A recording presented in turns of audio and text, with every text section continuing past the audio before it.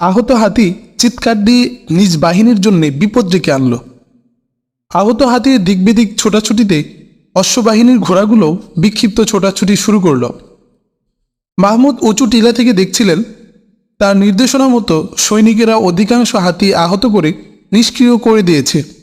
তবুও ইসমাইল বাহিনীর অগ্রযাত্রা ঠেকানো সম্ভব হচ্ছিল না। তারা হাতির উপর নির্ভর না করে অগ্রাভিযান আরও তীব্র করল। মাহমুদের নির্দেশ মতো তার সৈনিকেরাও এক জায়গায় স্থির না থেকে ছড়িয়ে পড়তে শুরু করল। তবুও শত্রুপক্ষের প্রচণ্ড আক্রমণের মুখে তাদের অবস্থান ক্রমেই দুর্বল হয়ে আসছিল। মাহমুদ দেখছিলেন তার সৈনিকদের পশ্চাৎপসরণ ছাড়া আর কোনো উপায় নেই। দৃশ্যত মাহমুদের পক্ষে ময়দানে টিকে থাকা আর সম্ভব নয়। ইত্যবসরে ইসমাইল মাহমুদকে জীবিত গ্রেফতার করতে তার বাহিনীকে নির্দেশ দেয়। এই ঘোষণায় উভয় পক্ষে নারায়ে তাকবীর ধ্বনি উচ্চকিত হয়। একই পতাকা বহন করছিল উভয় দল। মাহমুদ বাহিনীর তাকবীর ধ্বনি ক্রমেই স্তিমিত হয়ে আসছিল। ঘোরতর আক্রমণে ঝাঁপিয়ে পড়েছিল উভয় পক্ষ। দ্রুত লাশের স্তূপ বৃদ্ধি পাচ্ছিল। মাহমুদকে জীবিত কয়েদ করার জন্যে কমান্ডারদের নির্দেশ দিল ইসমাইল। উভয় বাহিনী মরণপণ প্রতি আক্রমণ চালালো। নারায়ে তাকবীরের আওয়াজ আর অস্ত্রের ঝনঝনানিতে ময়দান কেঁপে উঠছে। একই পতাকা উভয় বাহিনীর হাতে। জান্ডাবরদারদের পোশাক আর অস্ত্র ও সাজসজ্জার ব্যবধান ছাড়া চেনার উপায় ছিল না। প্রতিপক্ষকে মাহমুদ বাহিনীর বিক্ষিপ্ত ও বিচ্ছিন্নকরণের চালও কোনোই কাজ দিল না। মাহমুদের মুষ্টিমেয় সৈন্য একই জায়গায় জমা হয়ে প্রতিরোধ করছিল। ইসমাইলের সৈন্যরা তখন লড়ছিল তাদের আভিজাত্য বজায় রাখতে এবং বিজয়ের জন্যে, আর মাহমুদ বাহিনী লড়ছে নিশ্চিত মৃত্যুর বিভীষিকা থেকে প্রাণ বাঁচাতে। লাশের পর লাশ পড়ে ময়দান ভরে উঠেছে। যুদ্ধের তীব্রতা তখন তুঙ্গে। মাহমুদ দেখছিলেন তার বাহিনী দ্রুত নিঃশেষ হয়ে যাচ্ছে। নিজের সৈন্যদের বাঁচানোর তাগিদে মাহমুদ ইসমাইল বাহিনীর উভয় বাহুতে আক্রমণ চালানোর নির্দেশ দিলেন। বললেন, আক্রমণ করেই তারা যেন আরও ডানে এবং বামে সরে আসে। এ চাল কিছুটা ফলপ্রসূ হল। ইসমাইল বাহিনী ডান ও বাম দিকে ছড়িয়ে পড়ছিল। মাহমুদের কথা মতো তার দুই বাহুর সৈন্যরা হঠাৎ আক্রমণ করে আবার ডানে বামে সরে যেত। এবার মাহমুদ তার মুখোমুখি লড়াইরত সৈন্যদের নির্দেশ দিলেন, তোমরা পিছনের দিকে সরতে থাকো। পশ্চাৎপসরণ করতে গিয়ে মাহমুদ বাহিনীর বহু সদস্য হতাহত হলো। কিন্তু তারপরও প্রায় বেষ্টনীর মধ্যে পড়ে যাওয়া সৈন্যদের অধিকাংশই পিছনে চলে আসতে সক্ষম হলো। সূর্য ডুবে যাচ্ছে। দিনের শেষ আলো ছড়িয়ে আকাশ রাঙিয়ে বিদায় নিচ্ছে আজকের সূর্য। মাহমুদ দেখতে পেলেন প্রতিপক্ষের সৈন্যবাহিনীর প্রায় মাঝখানে হাতির উপরে রাজকীয় আসনে উপবেশন করে ইসমাইল কমান্ড দিচ্ছে। মাহমুদ আরও দেখলেন ইসমাইলের সৈন্যরা বিক্ষিপ্তভাবে সারা ময়দানে ছড়িয়ে পড়েছে। তিনি প্রথমে যুদ্ধকে দীর্ঘায়িত করতে চাচ্ছিলেন, কিন্তু অবস্থার প্রেক্ষিতে তিনি সন্ধ্যার আগেই যুদ্ধের পরিণতি টানার সংকল্প করলেন। তীরন্দাজ সৈন্যদেরকে টিলাগুলোর শীর্ষে অবস্থান নিতে এবং তার নিরাপত্তা রক্ষীদের আক্রমণের প্রস্তুতি নিতে নির্দেশ দিলেন। সমর বিশারদদের দৃষ্টিতে মাহমুদের এই সিদ্ধান্ত চরম আত্মঘাতী ছিল। নিজের জীবন ও অবশিষ্ট সৈন্যদের প্রাণঘাতী ফয়সালা নিলেন মাহমুদ। মাহমুদের রক্ষীদল ছিল অক্লান্ত। এখনও তাদের মোকাবেলায় নামানো হয়নি। এবার তারা দুশমনের মধ্যভাগে বিজলির তীব্রতা নিয়ে আক্রমণ শানালো। মাহমুদ নিজেই তাদের কমান্ড দিচ্ছিলেন। তার প্রতিরক্ষায় নিয়োজিত অশ্বারোহীর সংখ্যা ছিল বেশি এবং তারা তখনও ছিল রিজার্ভ। তিনি তীরন্দাজদের নির্দেশ দিলেন, তোমরা টিলার উপরে অবস্থান নাও এবং তোমাদের আয়ত্তের ভিতরে শত্রু পৌঁছা মাত্রই ওদের নিশানা বানাও। লক্ষণীয় বিষয় হল, মাহমুদের রক্ষী বাহিনীর মোকাবেলায় ইসমাইলের কোনো রিজার্ভ ফোর্স ছিল না। এদের সব সৈন্য সারাদিনের রণক্লান্ত। মাহমুদের তাজাদম সৈন্যরা তার নির্দেশ মতো বুত পূজারীদের মিত্র সৈন্যদের পিষে ফেল ধ্বনি তুলে সিংহের গর্জনে ঝাঁপিয়ে পড়ল। মাহমুদের এই হামলা ছিল ইসমাইল বাহিনীর ধারণাতীত। তাছাড়া বুত পূজারী মিত্রদের পিষে ফেল স্লোগানে ইসমাইল বাহিনীর মধ্যে ভীতি ছড়িয়ে পড়ল। আত্মদুর্বলতা তাদের গ্রাস করে নিল। বাহিনীর সেনারা উচ্চ ধ্বনিতে আরও বলছিল, আল্লাহর সৈনিকেরা ভাতার জন্য যুদ্ধ করে না, ইসমাইলের জন্য জিহাদ করে তারা। ইসমাইলের কমান্ডাররা মধ্যভাগকে বাঁচানোর জন্য বাহুর সাহায্য চাইল, কিন্তু মাহমুদের সৈন্যরা হামলা করো এবং পালিয়ে যাও কৌশল অবলম্বন করে প্রতিপক্ষকে ব্যতিব্যস্ত করে রেখেছিল, যার ফলে ইসমাইল বাহিনীর মধ্যভাগের সহযোগিতায় এগিয়ে আসা তার বাহুর সৈন্যদের জন্য সম্ভব হল না। ঐতিহাসিকগণ বর্ণনা করেন, মাহমুদ গজনবী সেদিন এক প্রচণ্ড রুদ্রমূর্তি ধারণ করেছিলেন। তিনি যখন প্রতিপক্ষের রক্ষণ ভাগে হামলা করেছিলেন, তখন শত্রু সৈন্যদের মধ্যে চরম আতঙ্ক ছড়িয়ে পড়েছিল। ভীত সন্ত্রস্ত হয়ে শত্রু বাহিনীর সৈন্যরা মাহমুদের মোকাবেলা থেকে জীবন বাঁচানোর জন্য পিছু হটতে তৎপর হয়ে উঠল। ইসমাইলের রক্ষণ ভাগের উপর আক্রমণে মাহমুদ এতই বেপরোয়া ও ক্ষুব্ধ হয়ে উঠেছিলেন যে বিশাল বাহিনীটাকে তিনি একাই যেন কচুকাটা করে ছাড়বেন। তিনি নিজেই নিজের পরিণতি ভুলে ভয়ঙ্কর রূপ ধারণ করেন। তার জীবনপণ লড়াই দেখে তার সৈন্যরাও জীবনের শেষ যুদ্ধের অগ্নি পরীক্ষায় আখেরি হামলা চালায়। মুহূর্তের মধ্যে ময়দানের চিত্র পাল্টে যায়। তখনও পশ্চিম আকাশে ক্ষীণ সূর্যরশ্মি দেখা যাচ্ছে। অন্ধকার নেমে আসতে এখনও সামান্য দেরি আছে। ময়দানে ইসমাইল বাহিনীর দাপট কমে গেছে। ইসমাইল বাহিনীর রক্ষণ ভাগের প্রতিরক্ষা বুজ্জ তছনছ হয়ে গেছে। ইসমাইল বাহিনীর সৈন্যদের শৃঙ্খলা ও কমান্ডো এলোমেলো হয়ে গেছে। অধিকাংশ সিপাহী কমান্ডার নিরাপদ আশ্রয়ের প্রত্যাশায় টিলার দিকে দৌড়ে পালাতে শুরু করে। টিলার উপরে পূর্ব থেকে অবস্থান নেওয়া মাহমুদের তীরন্দাজ বাহিনীর দুশ্মনদের জন্যে আশ্রয়ের পরিবর্তে মৃত্যুদূত হয়ে দেখা দিল। শত্রু বাহিনী টিলার দিকে অগ্রসর হতেই মাহমুদের তীরন্দাজরা তীর বৃষ্টি বর্ষণ করতে শুরু করল। অবস্থা বেগতিক দেখে ইসমাইল বাহিনীর রক্ষণ ভাগের এক কমান্ডার হাতিয়ার ফেলে আত্মসমর্পণ করে। মাহমুদ কয়েকজন অশ্বারোহীকে নির্দেশ দিলেন, তোমরা গোটা ময়দানে প্রচার করে দাও ইসমাইল বাহিনীর আর কোনো সৈনিককে যেন হত্যা না করা হয়। ওরা যদি যুদ্ধ করে কিংবা সারেন্ডার করতে অস্বীকার করে তবেই তাদের কয়েদ করো, আর যারা বশ্যতা স্বীকার করবে তাদের অস্ত্র নিয়ে ছেড়ে দাও। মাহমুদের এই ঘোষণা শুনে ইসমাইল বাহিনীর সাধারণ সৈনিকদের যুদ্ধের শেষ শক্তিটুকু নিঃশেষ হয়ে গেল। শত্রু বাহিনীর যে কমান্ডার প্রথমে হাতিয়ার ফেলে দিয়েছিল তার কাছে মাহমুদ জিজ্ঞেস করলেন, ইসমাইল এখন কোথায়? কমান্ডার বলল, সে নিহতও হয়নি, আহতও হয়নি। আপনার আক্রমণের তীব্রতায় ভীত হয়ে সৈন্যদের কিছু না বলেই হয়তো পালিয়ে গেছে। কমান্ডার ইসমাইলের পালিয়ে যাওয়ার সম্ভাব্য দিকও বলে দিল। মাহমুদ কয়েকজন অশ্বারোহীকে নির্দেশ দিলেন, তোমরা ইসমাইলকে খুঁজে বের করো এবং নৈতিক অপরাধীর মতো ওকে নজরবন্দি করে আমার কাছে নিয়ে এসো। রাতের ঘন আধার ঘনিয়ে আসার আগে ভাতৃঘাতী এই গৃহযুদ্ধের সমাপ্তি ঘটল। ইসমাইলের বাহিনী বন্দী অবস্থায় সারি বেঁধে বসে থাকল, আর মাহমুদের সৈন্যরা তাদের পাহারা দিচ্ছিল। রাত বাড়ার সাথে সাথে আহত সৈন্যদের আহাজারি, চিৎকার আর রোদন বাড়তে থাকল। ক্ষত বিক্ষত ঘোড়া, জখমি হাতি আর হাত পা কাটা সৈন্যদের আর্তচিৎকারে রাতের ময়দান বিভীষিকাময় হয়ে উঠল। মাহমুদ নির্দেশ দিলেন, উভয় দলের আহত সৈন্যদের তাঁবুতে এনে চিকিৎসা করো। শত্রু মিত্র বিচার না করে সবার ক্ষতস্থানে যথাসম্ভব পট্টির ব্যবস্থা করো। মশাল জ্বালিয়ে দেওয়া হলো চতুর্দিকে। সেবকদল ময়দান থেকে খুঁজে আহতদের চিকিৎসার জন্য নিয়ে যাচ্ছিল। মাহমুদ ময়দান জুড়ে লাশ আর আহতদের মধ্যে টহল দিচ্ছিলেন।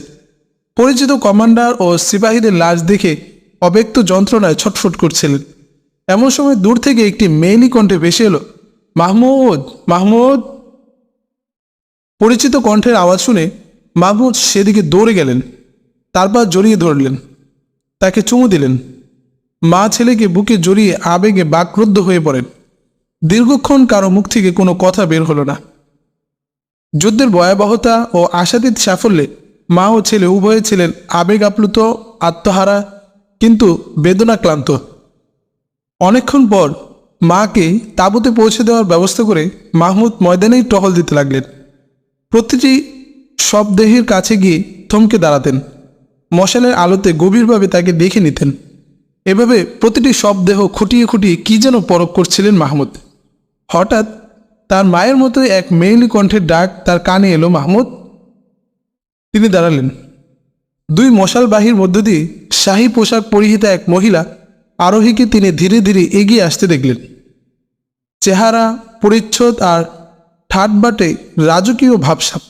মহিলা আর কেউ নয়, মাহমুদের বাবার দ্বিতীয় স্ত্রী ইসমাইলের মা। মাহমুদ তাকে দেখে রাগে অগ্নিশর্মা হয়ে উঠলেন। তিনি অন্যদিকে মুখ ফিরিয়ে নিলেন। ইসমাইলের মা তার সামনে এসে মুখোমুখি দাঁড়ায়। আপনি কি এসব দেখতে এসেছেন?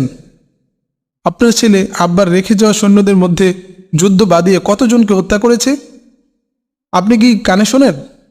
ভাতৃঘাতী লড়াইয়ে ক্ষতবিক্ষত সৈন্যদের আর্তনাদ শুনতে পাচ্ছেন? কেন এসেছেন আপনি? কি চাই আপনার?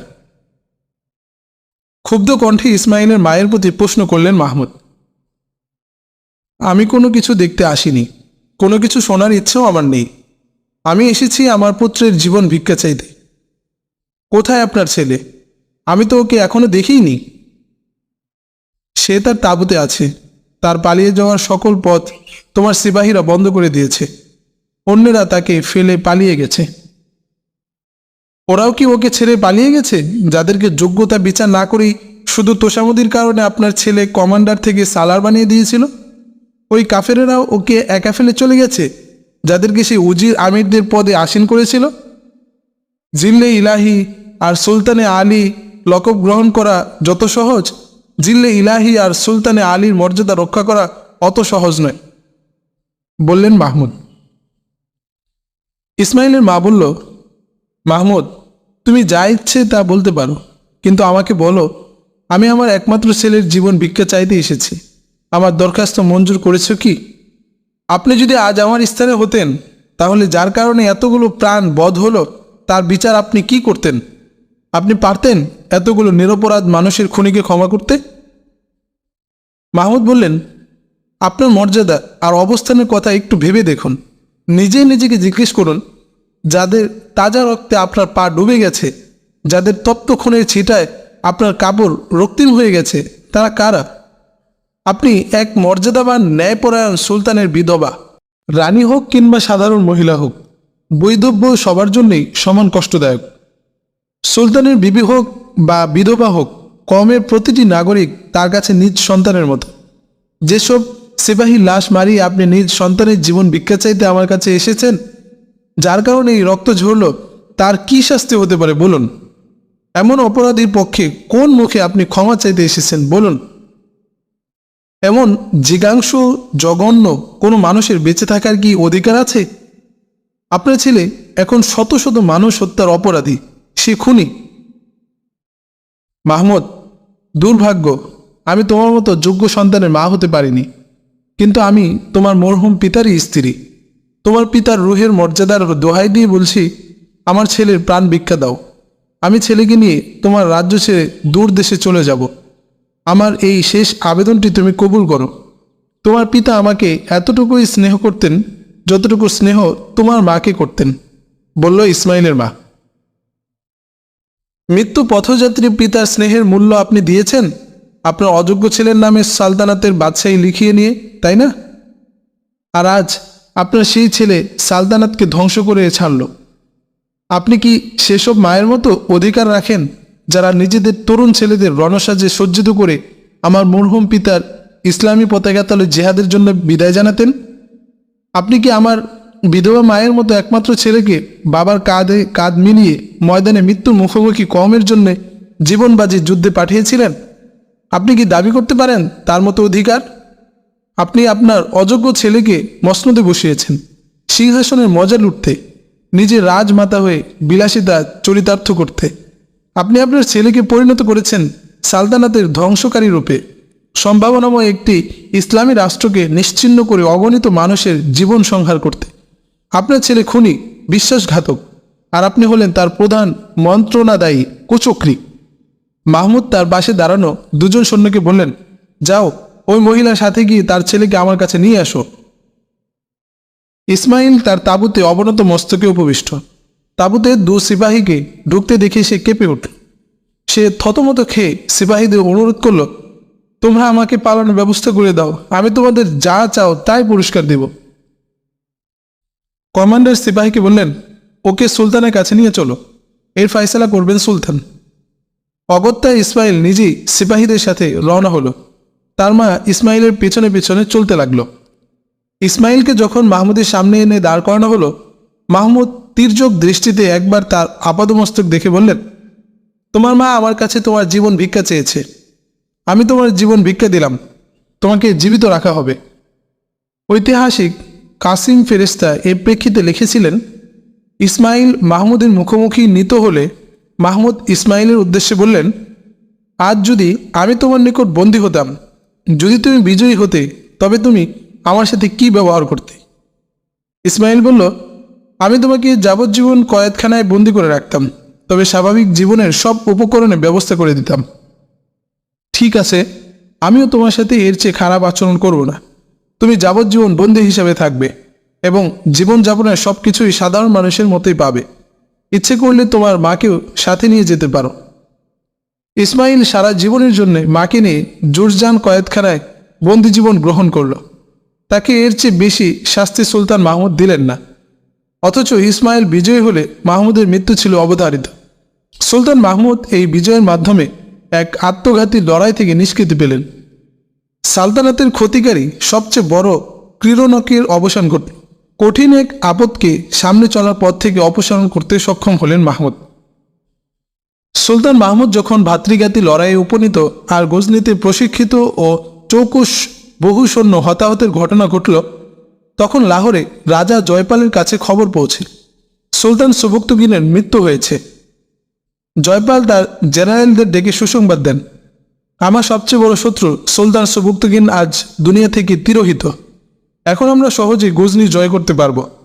আমাদের বাহিনী হামলার জন্য তৈরি আছে তো? জয়পাল জেনারেলদের দিকে তাকিয়ে জিজ্ঞাসু নেত্রে বললেন, আগের মতো তাড়াহুড়া করা উচিত হবে না মহারাজ। অতীতের অভিজ্ঞতা থেকে বলা যায়, এক ব্যক্তির মৃত্যু হলেও গজনির কম মরে যায়নি, বলল এক জেনারেল।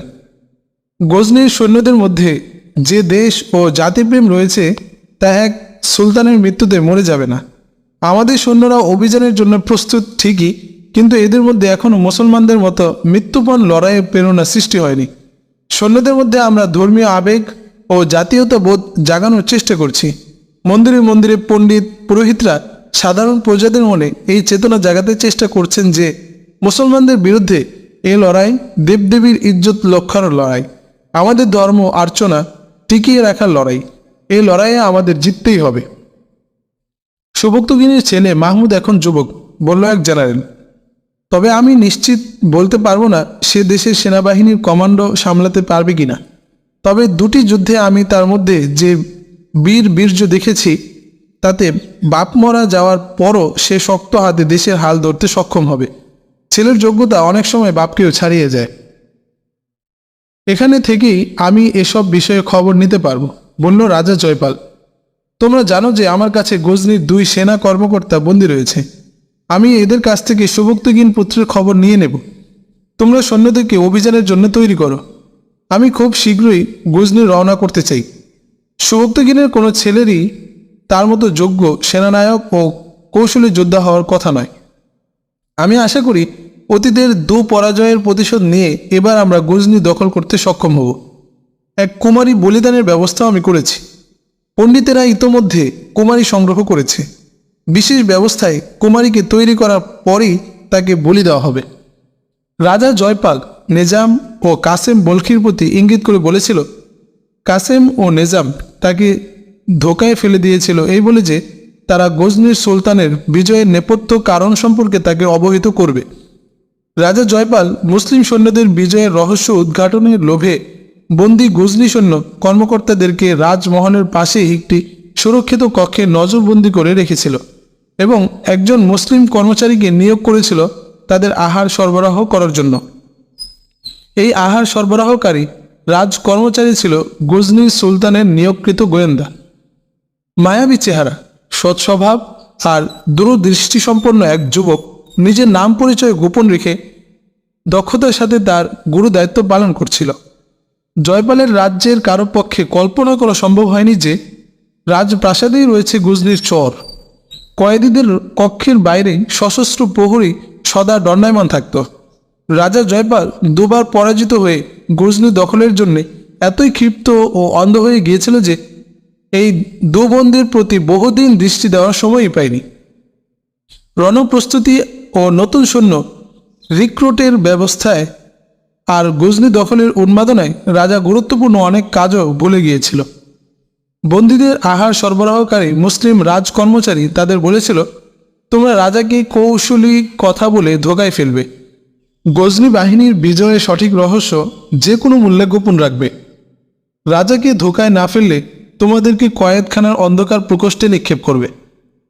বালাজুরির উদ্দেশ্য ছিল এরা যদি কৌশলী কথায় রাজাকে আশ্বস্ত ও বিভ্রান্ত করতে পারে, তবে এরা যেমন কষ্ট থেকে নিষ্কৃতি পাবে, জেলখানার যন্ত্রণা থেকেও রক্ষা পাবে। ফলে এদের মুক্তির ব্যবস্থা করার চিন্তা করা যাবে।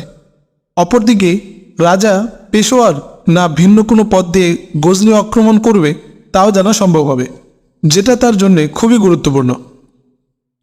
রাজা যদি তোমাদের ডাকে তবে তোমরা তাকে আশ্বস্ত এবং বিভ্রান্ত করবে। ইমরান বালাজুরি বন্দীদেরকে বলে দিল, আমি শীঘ্রই তোমাদেরকে এখান থেকে মুক্ত করার চেষ্টা করছি, এজন্যে তোমরা তৈরি থেকো। হতে পারে এজন্য আমাকে এখান থেকে গায়েব হয়ে যেতে হবে। তুমি কোথায় যাবে? সালতানাতের পক্ষ থেকে আমার উপর যে গুরু দায়িত্ব রয়েছে তাও আমাকে পালন করতে হবে। সেই সাথে ব্যক্তি হিসেবে আমার মধ্যে যেহেতু মানবিকতা বোধ রয়েছে, সেহেতু আমি নিজ কাঁধে একটি দায়িত্ব চাপিয়ে নিয়েছি, সেটিও পালন করতে হবে। তোমাদের সাথে এখন আর কোনো কথা লুকানো নেই। এ ব্যাপারে তোমাদের সহযোগিতা আমার প্রয়োজন হতে পারে। ঘটনা হলো, জয়পাল দুবার পরাজিত হওয়ার পর পণ্ডিতেরা তাকে দেবতা রুষ্ট হয়েছে বলে বোঝাতে সক্ষম হয় এবং বলে দেবতার অসন্তুষ্টি থেকে তাকে বাঁচাতে হলে এক নির্মলা চরিত্রের কুমারীকে বলি দিতে হবে, তাহলে দেবতা খুশি হবে এবং রাজা বিজয়ী হবে। পৌত্তলিক এই জাতিটা জঘন্য স্বভাবের। কোনো স্বামী মারা গেলে তার স্ত্রীকে মৃত স্বামীর জ্বলন্ত চিতায় সহমরণ করতে হয়। এই হলো এদের শাস্ত্রীয় বিধান। এরা দেবদেবীকে খুশি করতে ঠান্ডা মাথায় মানুষ বলি দিতে পারে। বলেছিলাম, বিজয় লাভ ও দেবতাকে খুশি করার জন্য পণ্ডিতরা এক কুমারী মেয়েকে ছিনিয়ে নিয়েছে। বিশেষভাবে এই কুমারীকে বলিদানের জন্য প্রস্তুত করে কিছুদিন পর বলিদান করা হবে। এই মেয়েটিকে যে করেই হোক বাঁচাতে হবে। এই কুমারীকে বাঁচালে আমাদের ফায়দা কি? বেঈমান কাফের মুশরিকরা স্বজাতির সব কুমারীকে বলি দিলেও তাতে আমাদের কি? বলল নিজাম। এই মেয়েটি আমাকে হৃদয় দিলে ভালোবাসত এবং সে আমার সাথে আমাদের দেশে যেতেও রাজি ছিল, বলল ইমরান। সে মুসলমানও হতে চেয়েছিল। আমি অনেক আগেই ওকে নিয়ে চলে যেতাম, কিন্তু গোয়েন্দা বৃত্তির কঠিন দায়িত্ব আমার প্রবৃত্তির চরিতার্থের পথে বড় বাধা হয়ে দাঁড়ায়। এই গুরুদায়িত্ব এড়ানো আমার পক্ষে সম্ভব নয়। আমি রাজা জয়পালের ভবিষ্যৎ পরিকল্পনা এবং তার অভ্যন্তরীণ গুরুত্বপূর্ণ খবর নিয়ে গজনি যেতে চাচ্ছিলাম। মেয়েটি আমার সাথেই চলে যাবে বলে বায়না ধরেছিল, আর এই সময়ে তোমরা বন্দী হয়ে এলে। তোমাদের ছাড়িয়ে নেওয়া গোয়েন্দা হিসেবে আমার দায়িত্ব। আমি সিদ্ধান্ত নিয়ে ফেলেছিলাম তোমাদের এখান থেকে বের করে একসাথেই আমরা চলে যাব, কিন্তু একদিন খবর পেলাম মেয়েটিকে মন্দিরের পণ্ডিতেরা বাড়ি থেকে ওদের বিশেষ বলিদান পর্ব পালনের জন্য তুলে নিয়ে গেছে। তোমরা আমাকে অপরাধী বলো আর জালেম বলো, যা ইচ্ছে বলতে পারো, কিন্তু তোমাদের কাছে আমার প্রত্যাশা তোমাদেরকে এখান থেকে বের করে কোথাও লুকিয়ে রাখবো এবং কদিন পরে একসাথেই আমরা চলে যাব। দয়া করো আমার দায়িত্ব পালনের চেয়ে এই মেয়ের মহাব্বত যেন আমার কাছে বড় হয়ে দেখা না দেয়। তার অর্থ হলো তুমি আমাদের মুক্তির দায়িত্ব থেকে তাড়াতাড়ি অবকাশ পেতে চাচ্ছ, তাই না? বলল কাসেম। হ্যাঁ, তাই, যত দ্রুত সম্ভব। মেয়েটির জন্যে আমার রাতে ঘুম হয় না। আর মাত্র কয়েকদিন আছে, এরপর নরপশুরা মেয়েটিকে জবাই করে ফেলবে। ইমরান বালাজুরি বন্দিদশা থেকে মুক্ত করা ও তার প্রেমিকাকে পণ্ডিতদের আখড়া থেকে বের করে আনার পরামর্শের দুদিন পরেই রাজা জয়পাল বন্দীদের তলব করল। তোমরা কি আমার জিজ্ঞাসার জবাব দিতে প্রস্তুত? আশা করি তোমরা নিজেদের জীবনের উপর দয়া করবে, বলল রাজা। হ্যাঁ মহারাজ, আপনি আমাদের সাথে যে সৎ ব্যবহার করেছেন এর প্রতিদানে আপনার যে কোনো প্রশ্নের জবাব দিতে আমরা প্রস্তুত, বলল কাসেম। তোমাদের সুলতান সুবুক্তিগিন মারা গেছে, বলল রাজা। আকস্মিক সুলতানের মৃত্যু সংবাদে তারা বিমর্ষ হয়ে গেল, কিন্তু তড়িৎ তারা নিজেদের সামনে স্বাভাবিক হয়ে গেল। এখন গজনীকে রক্ষা করার মতো আর কেউ নেই। এখন তোমরা আমার সাথী হলে আমার সেনাবাহিনীতে তোমাদের বড় দায়িত্বও দিতে পারি। তবে তোমরা কি বলতে পারো বাবার অবর্তমানে সুলতানের ছেলে মাহমুদ কি গোটা ফৌজের কমান্ডো দেওয়ার যোগ্যতা রাখে? যুদ্ধ পরিচালনায় সে কতটুকু দক্ষ? সে যুদ্ধে সুলতানের মতো পারদর্শী নয়, বলল নিজাম। সে যুদ্ধক্ষেত্রে নির্দিষ্ট কয়েকটি চালই চালায়। এগুলো যদি আপনাকে বলে দেওয়া হয় তাহলে সহজেই আপনি তাকে পরাজিত করতে পারবেন। মাহমুদের কৌশলই ছিল আপনার দ্বিতীয়বার পরাজয়ের কারণ। এরা দুজন রাজা জয়পালকে মাহমুদের রণকৌশল সম্পর্কে যা বলল, বাস্তবের সাথে এর কোনো সম্পর্কই নেই। রাজা ওদের কথা শোনার জন্যে জেনারেলদেরও ডেকে আনল। নিজাম ও কাসেম মাহমুদের রণকৌশল জেনারেলদের কাছে ব্যাখ্যা করতে শুরু করল। কাসেম একটু অগ্রসর হয়ে বলল, আমরা আপনাদের এসব কৌশল হাতে কলমেও দেখিয়ে দিতে পারবো, কিন্তু বন্দি অবস্থায় হাতে কলমে তা দেখানো কি সম্ভব? রাজা জয়পাল তখনই বন্দীদের ঘরের পাশ থেকে পাহারা তুলে নেওয়ার নির্দেশ দিল। রাত এলো এবং সকাল হল। পরের দিন ইমরান তাদের জন্য দিনভর অপেক্ষা করল। বসেই রইল সে। বিকেলবেলা রাজমহল থেকে বন্দীদের ডেকে পাঠালো রাজা। ইমরান বার্তাবাহককে বলল, আমি সকাল থেকে তাদের জন্য খানা নিয়ে বসে আছি, কিন্তু তাদের তো দেখছি না। আসলে ইমরান নিজেই ওদেরকে ঘর থেকে বের করে নিরাপদ জায়গায় লুকিয়ে রেখেছিল।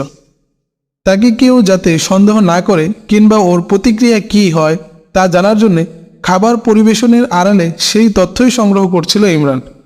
গজনির কয়েদি নিজাম ও কাসেমিকে ইমরানই কৌশল করে ফেরার করিয়েছে, এই সন্দেহ কেউ করেছে বলে মনে হয়নি ইমরানের। এই অপারেশনে সে সফল হলো বটে, কিন্তু ইমরানের প্রেমিকা হিন্দু কুমারীকে পণ্ডিতদের দুর্ভেদ্য দুর্গ থেকে মুক্ত করার কঠিন কাজটা রয়ে গেল। এমন একটি মেয়ে যে ইমরানের প্রেমে নিজের ধর্ম, দেশ ও জাতিকে ত্যাগ করতেও আগ্রহী, তাকে নিশ্চিত পণ্ডিতদের বলির খড়গাকার থেকে রেহাই করা তার জন্যে যেমন জরুরি তেমনই কঠিন। ইমরান সুদর্শন, পরিপাটি, অমায়িক যুবক। সে নানা রূপ ধারণ করতে পারে এবং সে নানা ঢঙে কথা বলতে ওস্তাদ। ভাষাও জানে একাধিক। ওর কথা জাদু মাখা। প্রকৃতপক্ষে ইমরান ছিল সেসব সুপুরুষের মতো আল্লাহ প্রদত্ত সৌন্দর্য ও আকর্ষণীয় চরিত্রের অধিকারী বিপরীত লিঙ্গের মানুষ, যাদেরকে দেখতে বারবার পিছন ফিরে তাকাতে বাধ্য হয়। ইমরান কোনো শাহজাদা ছিল না বটে, সামান্য এক রাজকর্মচারী। কর্মচারীর পোশাক পরত, তাদের মতোই কথা বলত, কিন্তু রাজকর্মচারীর আড়ালে সে ছিল গজনির দক্ষ গোয়েন্দাদের অন্যতম। সে পাঞ্জাবি ভাষায় অনর্গল কথা বলতে পারত। কখনো কারো বিন্দুমাত্র সন্দেহ হয়নি যে এই আত্মপরিচয়হীন লোকটি রাজা জয়পালের জন্য ভয়ঙ্কর এক বিপদ ডেকে আনতে পারে। বেশ কিছুদিন ধরে সে লাহোর থাকছে। শহরের একটি ঘরে একাকী থাকে। তার প্রতিবেশীরা তার সম্পর্কে জানত সে রাজমহলের এক বিশেষ কর্মচারী। এছাড়া বেশি কিছু জানত না। আর জানত সে মুলতানের অধিবাসী। অনেক রাত করে সে বাড়ি ফিরত। তার সমবয়স্ক এক ব্রাহ্মণ হিন্দু জগমোহনের সাথে ছিল তার সখ্য। জগমোহনের বাবা ছিল ব্যবসায়ী। গভীর রাতেও জগমোহনকে ইমরানের ঘরে আসতে দেখেছে প্রতিবেশীরা। ইমরান জগমোহনের মতো এমন হিন্দু মুসলিম বন্ধুত্ব প্রতিবেশীরা দ্বিতীয়টি দেখেনি। এলাকাটি ছিল হিন্দু সংখ্যাগরিষ্ঠ। সংখ্যালঘু মুসলমানদেরকে সাধারণত হিন্দুরা ঘৃণা করত। হিন্দু পণ্ডিতেরা মুসলিমদের বিরুদ্ধে হিন্দু প্রজাদের মনে ঘৃণা আরও বাড়িয়ে দিয়েছিল। কিন্তু প্রথম সাক্ষাতেই জগমোহন ইমরানের আচরণে দারুণ মুগ্ধ হয়েছিল। ধীরে ধীরে তাদের মনে সৃষ্টি হয় এক গভীর হৃদ্যতা। প্রতিদিন দুজনের মধ্যে দেখা সাক্ষাৎ না হলে, কথা না হলে পেরেশান হয়ে যায় তারা। জগমোহন রাত দুপুরে এসেও ইমরানের ঘরে হানা দেয়। কখনো সে ইমরানের ঘরে রাত কাটিয়ে সকালে বাড়ি ফেরে। পরিচয়ের প্রাথমিক পর্যায়ের একটি ঘটনা। একদিন ইমরান জগমোহনের বাড়িতে তাকে খুঁজতে গেল। দেখে মোহন কাঁদছে। কান্নার কারণ জিজ্ঞেস করলে মোহন বলল, আজ আমার বড় বোনটিকে জীবন্ত পুড়িয়ে মেরে ফেলা হয়েছে। কে পুড়িয়ে মারল? জিজ্ঞেস করল ইমরান। আমার ধর্ম। বোনটির বিয়ে হয়েছিল 1 বছরও হয়নি। ওর স্বামী ঘোড়া থেকে পড়ে গিয়ে আহত হয়। কিছুদিন রোগে ভুগে আজ মারা গেল। ওর লাশ চিতায় রেখে ওর ভাইয়েরা আমার বোনটিকেও চিতায় দাঁড় করিয়ে আগুন ধরিয়ে দিল। তুমি হয়তো চিতা দেখোনি ইমরান। চৌকানো বিশিষ্ট একটি লোহার পাকা ভিটিতে এক মানুষ সমান কাঠখড়ি পরতে পরতে বিছিয়ে দিয়ে মধ্যে শবদেহ রেখে আগুন জ্বালিয়ে দেওয়া হয়। আমি শবদেহ পোড়ানোর দৃশ্য সহ্যই করতে পারতাম না, কিন্তু আজ আমার বোনকে জীবন্ত দগ্ধ হতে দেখলাম।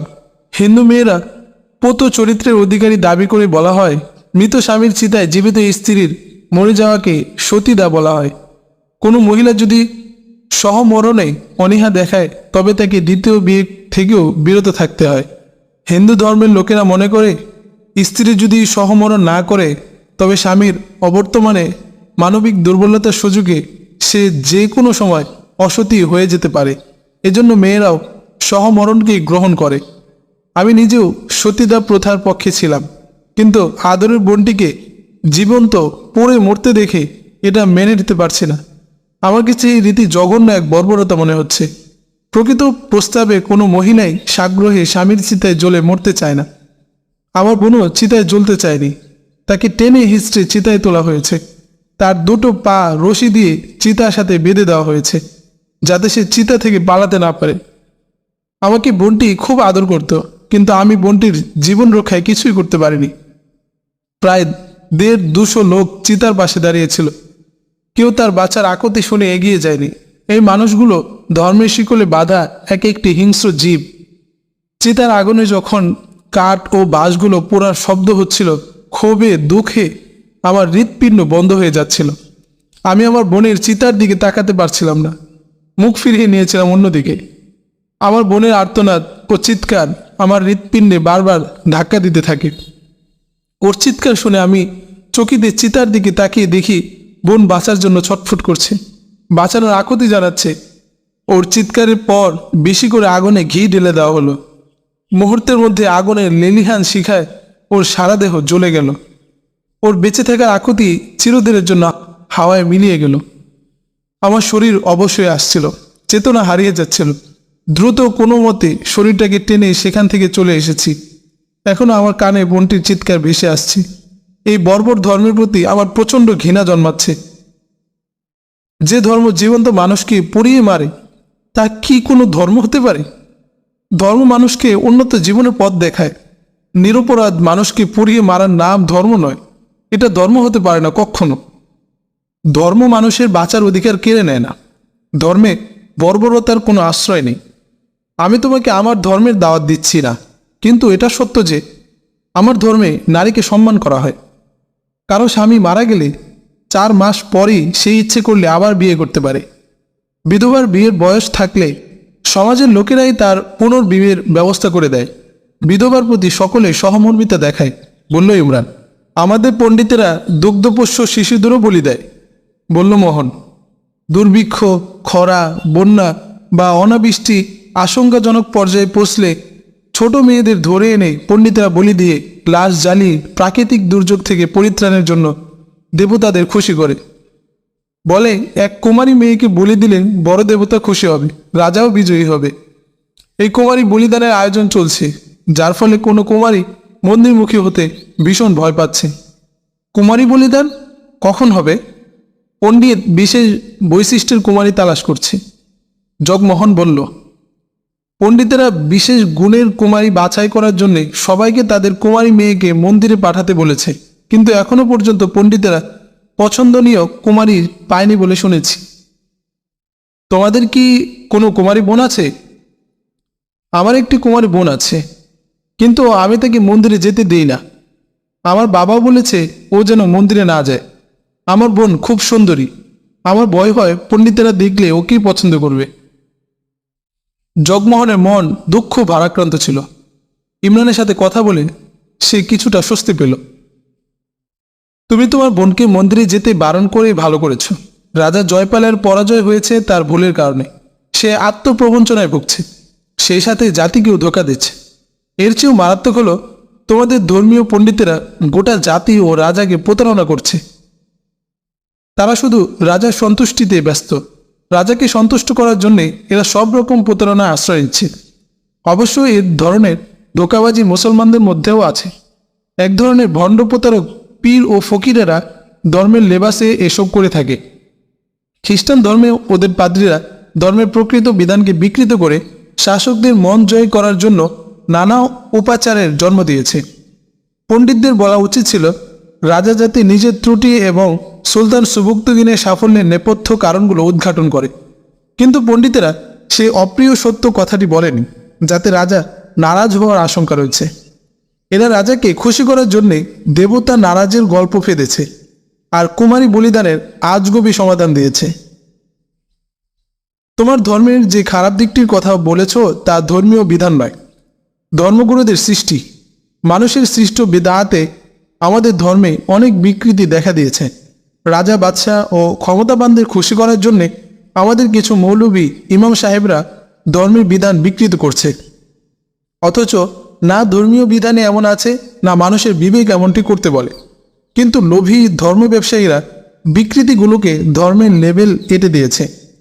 শাসকরা যদি নিজেদের ক্ষমতা রক্ষায় ধর্মকে ডাল হিসেবে ব্যবহার করতে চায়, তবে কিছু ধর্মীয় পণ্ডিত ধর্মের বিধান বিকৃত করে ক্ষমতাবানদের আশ্রয় দেয়। যদি ক্ষমতাবানরা ক্ষমতা দীর্ঘায়িত করতে প্রজা পীড়ন শুরু করে, প্রজাদের সাথে জুলুম, অত্যাচার, ধোঁকা প্রতারণা শুরু করে, তবে একদল ধর্মীয় লেবাসধারী লোক শাসক শ্রেণীর জুলুমকে ধর্মীয় বৈধতা দিতে এগিয়ে আসে। প্রকৃতপক্ষে ধর্ম প্রবর্তিত হয়েছে মানুষের কল্যাণের জন্য, কিন্তু বিকৃতির কারণে আজ ধর্মের প্রতি মানুষের অনীহা সৃষ্টি হয়েছে। আচ্ছা, তোমাদের ধর্ম কি নর বলির বিধান আছে? ইমরানকে জিজ্ঞেস করল মোহন। না, আমাদের ধর্মে এমন কর্মকাণ্ডকে হত্যা হিসাবে আখ্যায়িত করেছে। আমাদের কোনো ধর্মীয় পণ্ডিত যদি কাউকে বলি দেয়, তবে তাকে অবশ্যই হন্তারক হিসেবে চিহ্নিত করা হবে এবং তাকে মৃত্যুদণ্ডে দণ্ডিত করা হবে। হ্যাঁ, মুসলমানরা স্বেচ্ছায় মৃত্যুবরণ করে শুধু জিহাদের ময়দানে ধর্মের সুরক্ষার জন্য। সুলতান সুবুক্তগিন এই কাজটি করেছেন। তার বিজয়ের নেপথ্য কারণও এটি। তিনি ইসলামের জন্য সাধারণ মুসলমান ও সৈন্যদের এমনভাবে তৈরি করেছেন যে তারা জাতির ও ধর্মের মর্যাদা রক্ষার্থে যুদ্ধ ময়দানে জীবন ত্যাগ করতে সর্বক্ষণ প্রস্তুত থাকে। আমি তোমাদের ধর্মকে হেয় করার উদ্দেশ্যে বলছি না, প্রকৃত সত্যকে উপলব্ধি করার জন্য বলছি। আমরা এক প্রভুর ইবাদত করি, আমাদের ধর্মে একাধিক প্রভু নেই। একটু জ্ঞান খাটালে এ সত্য তুমি উপলব্ধি করতে পারবে। এসব ভূত যেগুলো ঠায় দাঁড়িয়ে আছে, সেগুলো তো মাটির তৈরি। এগুলো মন্দিরের শোভাবর্ধন ছাড়া কিছুই তো করতে পারে না। ওদের গায়ে মশামাছি বসলেও, পশুরা পেশাব পায়খানা করলেও তাদের এতটুকু শক্তি নেই যে ওদের তাড়াবে। এরা নিষ্প্রাণ। একটু সাহস করে এসব ভূতকে যদি তুমি টুকরো করে ফেলো, এরা পারবে না এদের ভগ্নাংশগুলো জোড়া দিয়ে নিজেদের পূর্বের অবয়ব ফিরিয়ে আনতে। এই যদি হয় দেবতাদের অবস্থা, তাহলে এরা পূজারীদের কী বা অপকার করতে পারবে? এর বিপরীতে আমাদের প্রভু শুধু মসজিদে থাকেন না, সব জায়গায় সব সময় তিনি উপস্থিত রয়েছেন। তিনি আমাদের অন্তরে বিরাজ করেন। তিনি কোনো মানুষের রক্ত পিপাসু নন। কোনো কুমারীকে তার সন্তুষ্টির জন্যে বলি দেওয়ার দরকার হয় না। ইমরানের কথাগুলো বিপর্যস্ত ভগ্ন হৃদয় মোহনের হৃদয় রাজ্যে সান্ত্বনার ছোঁয়া দিচ্ছিল। সেই সাথে তার জীবন্ত বোনকে অগ্নিভস্ম করায় হিন্দু ধর্মের প্রতি তার ঘৃণা সৃষ্টি হলো। তোমার কষ্ট ভাগ করে নেওয়ার মতো নয়। আমি সহমর্মিতা ও দুঃখ প্রকাশ করতে পারি, কিন্তু তোমাদের দুঃখ লাঘব করার সাধ্য আমার নেই। তবে তোমাকে এই আশ্বাস দিচ্ছি, যদি তোমার কোনো প্রয়োজনে আমাকে স্মরণ করো, তবে কাছে পাবে, বলল ইমরান। দুঃখক্লিষ্ট মানুষের জন্য এতটুকু সান্ত্বনার কথাও অনেক বড় সাহায্য। মানুষের মন যখন দুঃখে ভারাক্রান্ত হয়ে পড়ে, তখন মানুষের কাছে বৈষয়িক সাহায্যের চেয়ে আন্তরিকতার ছোঁয়া অনেক বেশি উপকারে আসে। এটা কষ্টের উপর সুখের প্রলেপ দেয়। হৃদয়বান ব্যক্তিদের পক্ষেই দুঃখী মানুষের এরূপ উপকার করা সম্ভব। দুঃখের এই মুহূর্তে ইমরানের উপস্থিতি ও সান্ত্বনায় জগমোহনকে ইমরানের একনিষ্ঠ ভক্তে পরিণত করল। একদিন ইমরানের ছুটি ছিল। সেদিন মোহন তাকে শিকারে নিয়ে গেল। ইমরান তীর ধনুক সাথে নিয়ে গিয়েছিল। দুজন মিলে বহু পাখি শিকার করে বাড়ি ফিরল। ফেরার পথে মোহন ইমরানকে বলল, তুমি অনর্থক আমাকে দিয়ে এই সব পাখি বধ করালে। তুমি জানো আমি বামুনের ছেলে, আমাদের জন্য প্রাণী বধ নিষেধ, তদ্রূপ গোস্ত খাওয়া নিষিদ্ধ। গোস্ত খেলে তোমাদের ধ্যান ধারণাও বদলে যাবে। আজ আমি তোমাকে গোস্ত খাইয়ে ছাড়ব। দেখো, এতে যদি তোমাদের দেবদেবী আমাকে কোনো বিপদে ফেলে, তবে সেই বিপদ ও শাস্তি আমি বরণ করে নিব। ইমরান পাখিগুলোর পালক ছাড়িয়ে মশলা দিয়ে চুলোর আগুনে সেকে কাবাব তৈরি করল। মোহন এসবে হাত দিতেই ভয় পাচ্ছিল। বেশি সাদাসাদি না করে ইমরান নানাভাবে এগুলো স্বাদ ও উপকারিতা বলে যাচ্ছিল। বলছিল, আমাদের প্রভু মাত্র কয়েকটি ঘৃণিত জিনিস ছাড়া সব জিনিস খাওয়া বৈধ করে দিয়েছেন। মানুষের জন্য আমাদের ধর্ম এমন কঠিন কোনো বিধিনিষেধ আরোপ করেনি যা মানুষের জীবন ধারণে কষ্ট সৃষ্টি করে। মোহন কাপা হাতে পাতিল থেকে একটু করে গোশত মুখে পুরে নিল। জীবনে এই প্রথম সে গোশতের স্বাদ নিল, কিন্তু নিমিষেই গোটা একটি পাখি খেয়ে ফেলল মোহন। বলল, দাও, আরও খাবো। আরও একটি পাখি খেলো মোহন, বলল, আরেকটি খাবো। এভাবে কয়েকটি ভুনা পাখি খেয়ে মোহন গোশতের স্বাদে যখন মত্ত হয়ে পড়েছে, তখন ইমরান তাকে বারণ করল, না, আর খাবে না। হঠাৎ করে এসব গুরু পাকে বেশি আহার করলে তোমার পেট খারাপ হতে পারে। ধীরে ধীরে অভ্যস্ত হতে হবে। আমার ঘরে তো যাতায়াত আছেই, আমি তোমাকে মাঝে মধ্যে গোশত দিয়ে আপ্যায়িত করব। ইমরানের নিষেধ সত্ত্বেও সে আরও দুটি পাখি গলৎকরণ করল এবং এই যুক্তি দিল যে কতক্ষণ দৌড়ালে হজম হয়ে যাবে। এরপর মোহন যতবার ইমরানের ঘরে যেত গোশতের বায়না ধরত। ইমরান তার চাহিদা অনুযায়ী গোশতের ব্যবস্থা আগেই করে রাখত। ইমরানের কথার জাদুই হোক বা গোশতের স্বাদই হোক, মোহন পুরোপুরি ওর ধর্মের প্রতি বিদ্বেষী হয়ে উঠল। তুমি কি মন্দিরে যাও? একদিন মোহনকে জিজ্ঞেস করলো ইমরান। মাঝে মধ্যে যাই, অবশ্য কিছুদিন ধরে নিয়মিত একটি রীতি পালনের জন্য যাওয়া হয়, বলল মোহন। তুমি যেসব মূর্তির সামনে পূজা অর্চনা করো, একদিন ওদের কানে কানে বলবে যে তুমি গোশতখোর হয়ে গেছো। খেয়াল করো তাদের হাতে তৈরি এসব দেবদেবী তোমাকে কি জবাব দেয়, বলল ইমরান। দেখবে ওরা কিছুই বলবে না। এতদিন যাবৎ তুমি গোশত খাও, কোনো শাস্তি কি তোমাকে দিতে পেরেছে? হ্যাঁ, যদি দুর্ভাগ্যক্রমে তোমাদের কোনো পণ্ডিত পুরোহিতের কানে এই খবর চলে যায়, তবে গোটা পরিবারের উপর দিয়ে ঝড় বইয়ে দিবে। এক সন্ধ্যাবেলা ইমরান একাকী ঘরে বসে রয়েছে। অনিন্দ সুন্দরী এক তরুণী তার দরজা ঠেলে ঘরে প্রবেশ করল। কিশোরীর গায়ের রং দুধে আলতা, দ্বিগুল কালো চুল, তার পিঠ জুড়ে যেন কৃষ্ণবন্যা, একজোড়া চোখ যেন সাগরের মতো উচ্ছল, দিঘির পানির মতো স্বচ্ছ। তার কথা, চাউনি, হাঁটা চলাও দৃষ্টিকারা। 16-17 বছরের এই তরুণী এতই মোহনীয় যে তার চেহারা থেকে দৃষ্টি সরানো যে কোনো পুরুষের জন্য কঠিন পরীক্ষা। অপরিচিত এই যুবতীকে ঘোর সন্ধ্যায় ঘরে দেখে ইমরান ভাবনায় পড়ে গেল। আপনি কি ইমরান বালাজুরি? হ্যাঁ, আমি জগমোহনের ছোট বোন। আমার নাম ঋষি। আমি দাদার খোঁজে এসেছি। বাবার অবস্থা খুব শোচনীয়। ঘরে কোনো পুরুষ নেই যে কোনো ডাক্তার বৈদ্য ডেকে আনবে। আমি জানতাম দাদা আপনার এখানে আসে। হ্যাঁ, আসে, তবে অনেক রাতে আমার এখানে আসে। আচ্ছা, আমি তোমার সাথে আসছি। চেনা পরিচিত কোনো বৈদ্যকে ডেকে নিয়ে আসব। আপনি কি এখানে একাই থাকেন? জিজ্ঞেস করল ঋষি। বিলকুল একা। আপনার বিবি নেই? এখনো বিয়ে করিনি। হিন্দু মেয়েটির চেহারার নিরুদ্বেগ ভাব আর মুচকি হাসি দেখে ইমরান বুঝে ফেলল বাবার অসুখের কথা বললেও এই মেয়ে এত সকাল সকাল উঠবার নয়। ইমরানের চেহারা ও কথা মেয়েটিকে মন্ত্রমুগ্ধের মতো বসিয়ে রাখল। আপনি বিয়ে করেননি কেন? ঋষি, তোমার বাবা অসুস্থ, তোমার জলদি ঘরে ফেরা দরকার। আজ নয় অন্যদিন এসব ব্যাপারে কথা বলবো, বলল ইমরান। অসুখটা তত গুরুতর নয়, এমনিতেই আপনার ঘরে একটু বেশি সময় বসলাম। আপনার ভালো না লাগলে উঠি। দাদার কাছে আপনার অনেক প্রশংসা শুনেছি, এজন্যে আপনাকে দেখার খুব শখ ছিল।